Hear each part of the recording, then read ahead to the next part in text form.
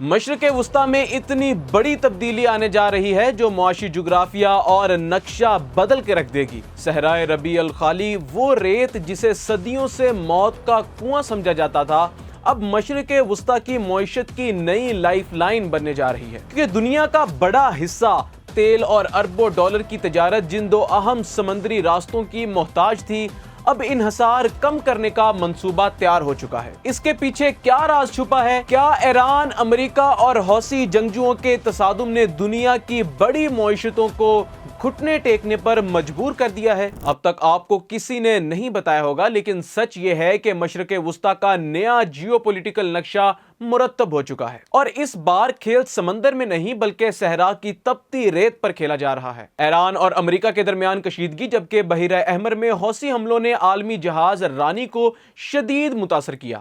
ابنۂ Hormuz سے عالمی تیل کی ایک بڑی مقدار گزرتی ہے، جبکہ باب المندب بھی عالمی تجارت کی اہم شریان ہے۔ جب یہ راستے خطرناک ہوئے تو کئی بحری جہازوں کو ایشیا سے یورپ پہنچنے کے لیے افریقہ کا چکر لگانا پڑا۔ نتیجہ سفر میں کئی دن کا اضافہ، ایندھن کے اخراجات میں اضافہ، سپلائی چین پر دباؤ اور دنیا بھر میں مہنگائی کا خطرہ۔ لیکن خلیجی ممالک خاموش نہیں بیٹھے۔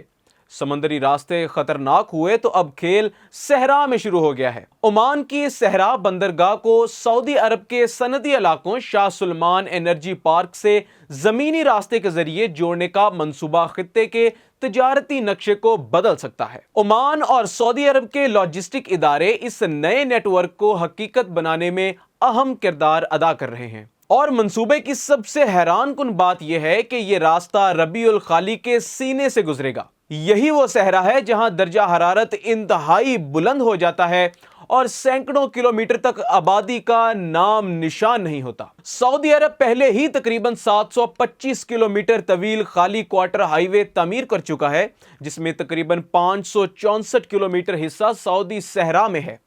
یہ سڑک صرف ریت پر بچھا ہوا راستہ نہیں بلکہ خلیج کو بحرہ ہند سے زمینی طور پر جوڑنے کی ایک اسٹریٹجک کوشش ہے۔ تصور کریں، سامان پہلے عمان کی سہار بندرگاہ پہنچے جو ابنۂ ہرمز کے باہر واقع ہے، اور پھر وہاں سے زمینی راستے کے ذریعے سعودی عرب کے صنعتی مراکز تک پہنچ جائے۔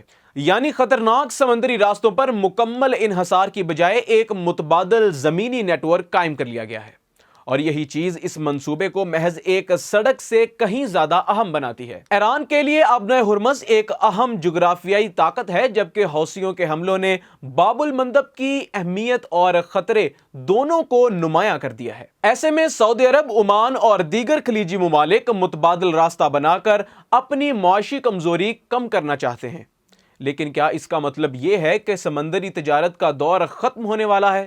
بالکل نہیں، لیکن مستقبل شاید ایسے ملٹی روٹ نیٹ ورک کا ہو جہاں ایک راستہ بند ہو تو دوسرا فوراً فعال کیا جا سکے۔ اور اگر یہ منصوبے کامیاب ہوئے تو عمان خطے کا اہم تجارتی گیٹ وے، جبکہ سعودی عرب عالمی لاجسٹک کا ایک بڑا مرکز بن سکتا ہے۔ تو اب سوال یہ ہے کہ کیا صحراؤں میں بننے والے یہ جدید کوریڈورز آئندہ جنگوں میں دنیا کو معاشی تباہی سے بچا پائیں گے، یا پھر جنگ کے یہ بادل جلد ہی ان زمینی راستوں کو بھی اپنی لپیٹ میں لے لیں گے؟